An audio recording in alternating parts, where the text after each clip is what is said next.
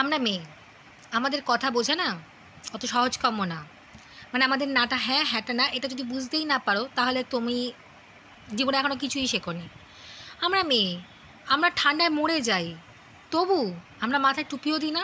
Even বিয়েবাড়িতে sleeveless blouse পরেও যেতে পারি। মানে ঠিক আছে, ইটস এ স্টাইল, পারি করতে। তোমরা পারো না তো 10টা জ্যাকেট টুপি পরে ঘোরো। আমরা মেয়ে, আমরা ঘুরতে গেলেও 50টা জামা কাপড় নিয়ে যাই। আর তোমাদের কে বললো গো যে 50টা জামা কাপড় আমরা পরি না?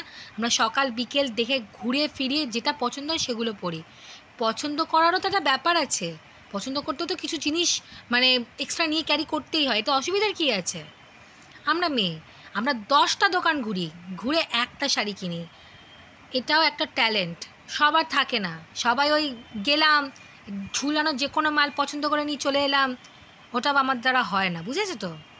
আমরা মেয়ে, আমাদের আমরা অ্যাকচুয়ালি আমরা সব কিছু সমানভাবে করতে পারি।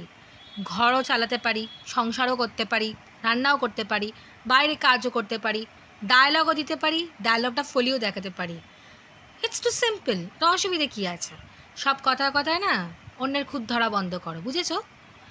আমরা মেয়ে, কে বললো গো শুধু আমরা আমাদের বড়দের খাটাই, বয়ফ্রেন্ডদের খাটাই?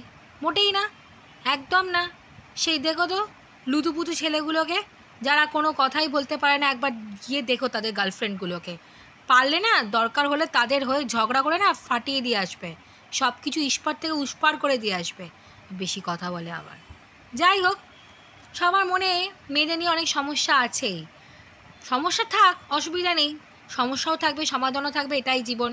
কিন্তু কিন্তু কিছু বলার নেই, বুঝেছো? ব্যাপারটা তাড়াতাড়ি মাথায় ঢুকিয়ে নাও, অত ভেবে অত খেটে কোনো লাভ নেই।